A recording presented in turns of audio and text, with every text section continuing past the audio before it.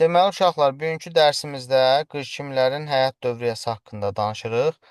Ekranı paylaşmışam. Yəqin hər kəs görür. Ekranı görür uşaqlar. Hər kəs.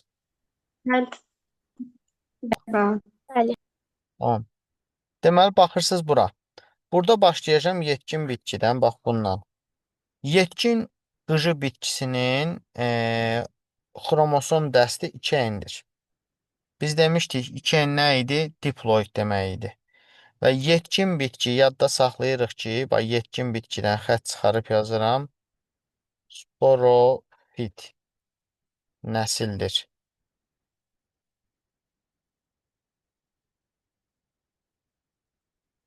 Sporofit nəsildir. Sporofit nəslin ikinci adı nə idi?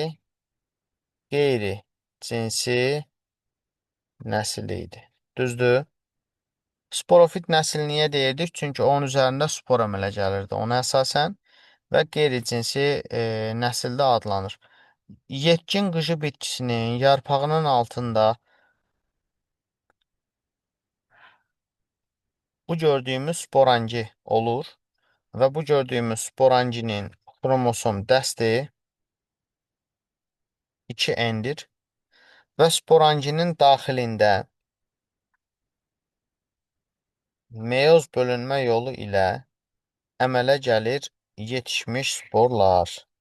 Yetişmiş sporların hər birinin xromosom dəsti N'dir. Deməli, 2N-dən N-ə düşübdürsə 100% meyoz gedib. Çünki meyoz zamanı xromosom dəsti azalır. Yəni 2N-dən N-ə düşübsə meyozdur, 4N-dən 2N-ə düşübsə yenə meyozdur. Amma 2N-dən 2N əmələ gəlibsə bu mitozdur. Yəni bunlarla bağlı sizə hələ elə bir məlumat verilməyib və düşməyəcəkdir. Sadəcə məlumat üçün deyirəm qısa sizə. Yetişmiş sporlar N-dir və yetişmiş sporlar külək vasitəsilə müxtəlif yerlərə düşə bilir və düşdüyü zaman gördüyümüz bu ilk cüzərtə əmələ gəlir. Bunun da xromosom dəsti N-dir. Və bu ilk cüzərti böyüyür, əmələ gətirir protalı. Protal da N-dir. Və protalın alt hissəsində erkək cinsi orqan, yəni anteridə olur, xromosom dəsti N-dir. Və alt hissəsində həmçinin dişi cinsi orqan, arxegoni olur. Bunun da xromosom dəsti N-dir. Bunlar quruda yaşamasına baxmayaraq bu bitkilər mütləq çoxalmaları üçün su mühitinə ehtiyac duyurlar və yağış yağdığı zaman su damcılarının suyun sayəsində burada olan spermatozoidlər yumurta hüceyrəyə doğru üzür. O spermatozoid də endir, bu yumurta hüceyrədə endir. Ona doğru üzür və mayalanma baş verir. Deməli, mayalanma harda gedir? Protalda. Və yadda saxlayırıq. Protal dediyimiz bu hissə ki var, bu adlanır cinsi nəsil. Niyə cinsi nəsil adlanır? Çünki biz öyrənmişik ki, üzərində spermatozoid və yumurta hüceyrə, yəni erkək və diş qametlər əmələ gələnlər adlanır cinsi nəsil. Cinsi nəslin ikinci adı nədir? Qametofit nəsildir.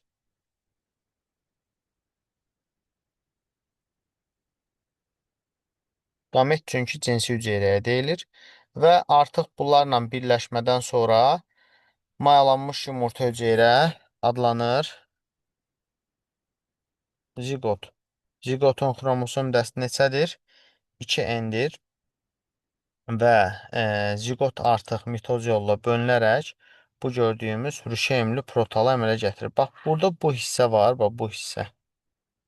Bu hissə rüşeimdir. Rüşeimin xromosom dəsti 2N'dir. Alt hissə isə nədir? Bax, buralar protaldır. Protalın xromosom dəsti neçədir? N'dir.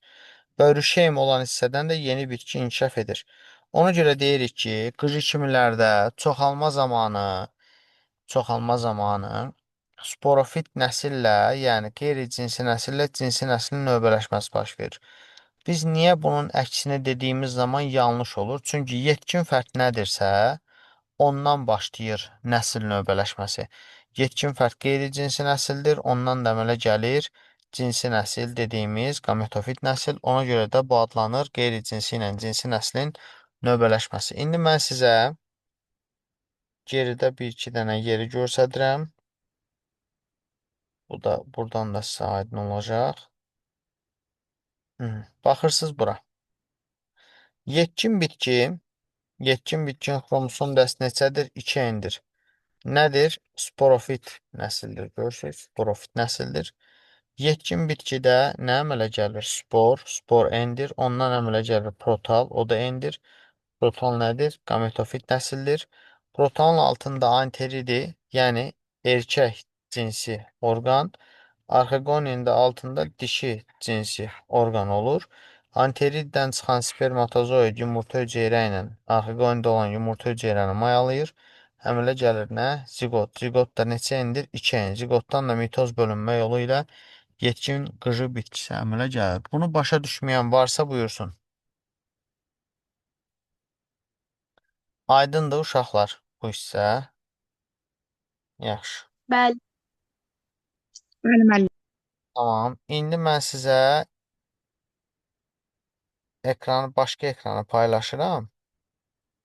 Həmin ekranda çılpaq toxumların həyat dövriyyəsini izah edirəm.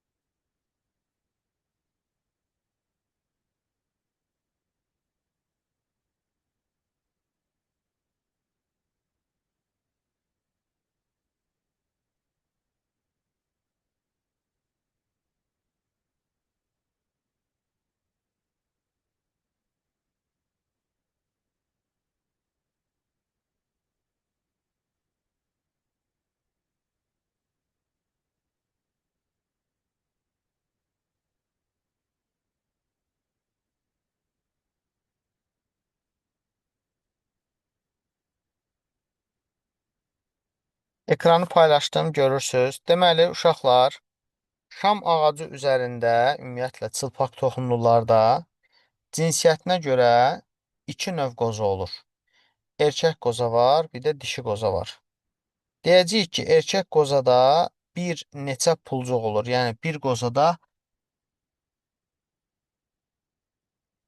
pulcuq sayını konkret bizdən soruşa bilməz. Özü verə bilər. Məsəl üçün, deyər ki, bir qozada 10 pulcuq var, 50 pulcuq var və s. Amma bir qozada neçə pulcuq olur, deyə bilməz. Bir pulcuqda 2 dənə tozcuq kisəsi olur. 50 dənə tutaq ki, qozada 50 dənə, bir qozada 50 pulcuq varsa, 50 vuraq 2 qədər, yəni 100 dənə tozluq kisəsi var. Bir tozluq kisəsinin içərisində isə çoxlu sayda tozcuq olur. Və bu tozcuq sayı dəyişir. Məsəl üçün, elə bil ki, bir torbanın içində və yaxud da bir insanın başında nə qədər saç var, bu dəyişə bilir. Ona görə də tozcuq kisəsində tozcuğun sayını deməlidir. Bir tozcuqda isə, yəni içində olan hər hansı bir tozcuqda isə 2 dənə hava qovuqcuğu olur. Yəni bunlar dərsliyinizdə yoxdur. Mən sizə daha ətraflı izah eləmək üçün deyirəm. İndi baxın, erkək qozalar haqqında bu qədər. İndi önümüzdə hissədə yenə danışacağıq. Dişi qoza. Dişi qoza da bir neçə pulcuqdan ibarətdir və onların istənilən hər hansı bir pulcuğunda 2 ədəd yumurtacıq olur. Və hər yumurtacıqdan qanadcıqlı bir toxum əmələ gəlir. Yəni, 2 dənə yumurtacıq varsa, bir pulcuqda 2 yumurtacıq varsa, hər yumurtacıqdan bir qanadcıqlı toxum əmələ gələcək və deyirik ki, Sibir şamı deyilən bir bitki var. Həmin bitkinin toxumunda qanadcıqlar olmur. İndi haqqında danışacağıq. Rənginə görə adi şamda 4 növ qoza olur.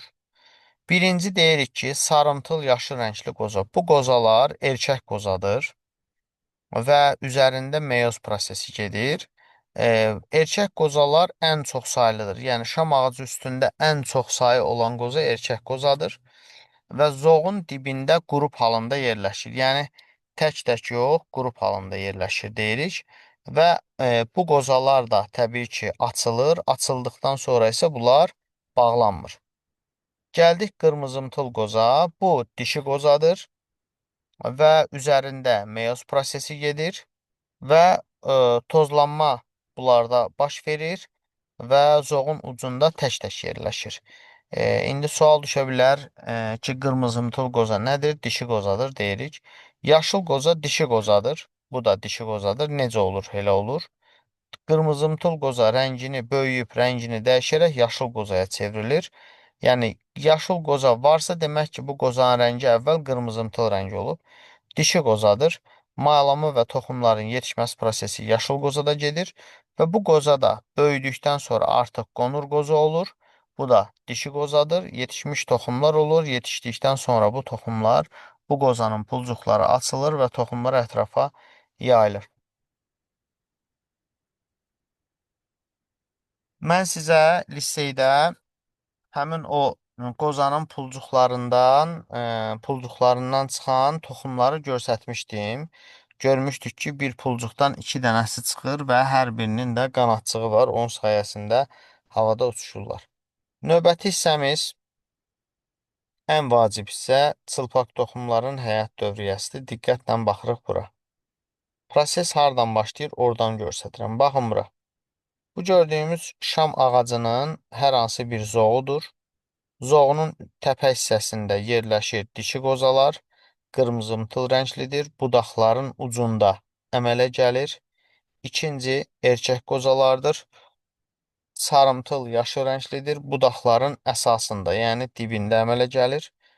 Necə olur, nə baş verir? Deməli, erkək qoza budur, görürsünüz, göstəriblər burada.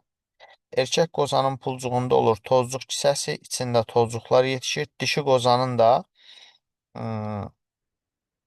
dəqiqə böyüdüm bunu. Aha, dişi qozanın da uşaqlar və hər bir tozluğunda da erkək qozanın hər bir tozluğunda da iki hava qabarcığına iki hava qabarcığı olur. Bax, biri budur, biri də budur. Bu da özü tozluqdur. 2 dənə hava qabarcığı var. Və tozlanmadan öncə bu dişi qozanın hər pulcuğunda 2 dənə yumurtacıq olur. Bu tozcuqlar müxtəlif amillərin təsirindən, əsasən küləyin təsirindən gəlib dişi qozanın pulcuğun arasında yerləşən yumurtacığın üzərinə düşərsə, tozlanma gedir, mayalanma gedir və o yumurtacıqdan toxum əmələ gəlir. Ola bilər ki, havada uçuşan tozcuqlar gəlib ora düşməsin və yaxud da havada uçuşan tozcuqlardan, misal üçün, baxın bura, havada uçuşan tozcuqlardan tutaq ki, burada 2 dənə yumurtacıq var. Biri gəlsin, bura düşsün, biri də gəlsin, düşməsin. Deməli, heç ola bilər ikisi də düşməsin. Sual düşsə ki, dişi şam ağacının dişi qozasının 5 pulcuğunda maksimum neçə toxum əmələ gələr? 10 dənə. Çünki bir dənəsində maksimum 2 dənə əmələ gələ bilir. 2-dən çox ola bilməz. Minimum 0-dır. Çünki heç biri düşməz, nəticədə mayalanma getməz. Və tozlanmadan sonra dişi qozanın pulcuqları qapanır və qətranlaşır. Qətran maddənin adıdır. Həmin o pulcuqları bir-birinə yapışdırır və ayrılmaz bir hala salır və tozlanma getmiş qırmızımtıl qozalar böyüyür və yaşıllaşır. Gördüyümüz kimi burada artıq yaşıllaşıbdır və mayalanma tozlanmadan müəyyən müddət sonra keçdikdən sonra baş verir və bu gördüyümüz artıq mayalanma getmiş dişi qozadır, yaşlı rənglidir və artıq bunlar da müəyyən müddətdən sonra böyüyüb hansı rəngi alır? Qonur rəng alır və qonur rəngli qoza yetişmiş dişi qozadır, qonur rənglidir. Pulcuqları aralandıqda qanadçıqlı toxumlar ətrafa səpələnir və toxumlar küləklə yayılaraq gördüyümüz kimi gəlib cücərtini əmələ gətirir. Bu da oldu çılpaq toxumluların inkişaf dövriyyəsi. İndi mən sizə səhifə deyəcəm. Mütləq həmin səhifəni zəhmət olmasa hər kəs açır kitabında. Bir dəqiqə həmin səhifəni mən tapım. Birinci hissəniz var da yəqin ki yanınızda. Müəllim, o bitkinin həyat dövrünə aid olan. Birinci hissə kitabım var yanında. Bəli. Al, gözlə onda.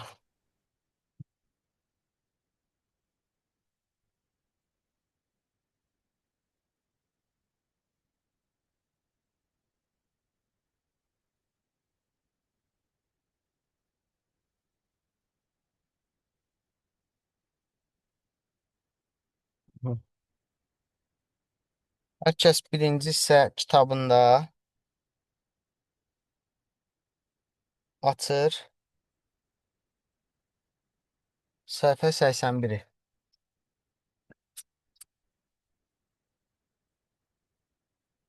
Açdınız 81-i. Bəli. Bəli. 81-də ən Bəli. yuxarıda çılpaq toxumlu bitkilərin həyat dövrü var. Cümlələri oxumuruq. Sadəcə baxırıq şəkilə. Şəkildə erkək qoza göstərilib ən yuxarıda. Yetkin bitki olan hissəni gördünüz, yazılıb. Yetkin bitki. Yetkin bitkinin yuxarısında nə yazılıb? Ox işarəsi çıxarılıb göstərilib ki, üstündə nə var? Erkək qoza var. Düzdür? Gördü hamı oranı. Bəli. Aha. Bəli. Erkək qozanın altında da dişi qoza göstərilib. Gördünüz? Bəli. Dişi qoza göstərilən hissə ki var. O hissədə neçə rəngdə qoza var? Yaşıl da var, qonur da var. Düzdür? Bəli. Bəli. Ya o yaşıldakı toxumlar yetişib, yoxsa qonurdakı? Mənim Qonurdakı. Qonurdakı. Görsünüz, qonurdan bir dənə ox çıxardıb və nə yazıb ora? Pulcuq yazıbdı. Və erkək qozadan da tozcuq çıxardıbdı. Tozlanmanı göstəribdi ki, gəldi dişi qozanın pulcuğuna düşdü və orada olan yumurtacıqda mayalanma getdi və toxum əmələ gəldi. Gördünüz, bir pulcuqda neçə dənə toxum var? 2 ədəd. 2 ədəd. Həmin o toxumun yayılması, toxum da düşdü ətrafa küləklə, düşdü, cücərtidən əmələ gəldi bitki. İndi sağ tərəfdə, sol tərəfdə onların cümlələrinə baxırıq. Baxın, şam, küknar, ardız kimi bitkilərin bütün başqa iynəyərpaqlı bitkilər toxumla çoxalır. Onların toxumları dişi qozaların daxilində əmələ gəlir. Qoza pulcuqları üzərində açıq halda yerləşdiyinə görə bütün iynəyərpaqlılar çılpaq toxumlar adlanır. Erkək qozada yetişmiş tozcuqlar tökülür. Bir dəqiqə. Yetişmiş tozcuqlar tökülür. Külək vasitəsilə dişi qozaların pulcuqları üzərində yumurtacığın səthinə düşür. Burada tozlanma və mayalanma baş verir. Toxum əmələ gəlir. Yetişmiş qanadçıqlı toxumlar külək tərəfindən ətrafa yayılır və əlverişli şərait olduqda torpaqda düzərir. Şam ağacının həyat dövrü ilə bağlı anlaşılmayan hansısa bir hissə varsa buyurun. Bundan sonra çünki sporlu bitkilərdən mamırı qıcını izah eləyəcəm. Var sual? Kimin çətinliyi var idi? Bunda indi hər şey aydındır. Kimin çətinliyi var idi desin. Məndə var idi, indi aydındır. Hər şey aydındır. Tamam. Ömər, başqa uşaqlar çətinliyi olan var idimi? Məndə də var. Yəni də başa düşdüm indi. Uşaqlar, həyat dövrü dediyimiz budur. Yəni o ardıcıllığı biləndən sonra bitir vəssalam. İnşallah 10 dəqiqə sonra görüşürük. Mən sizə link atacağım. Yaxşı.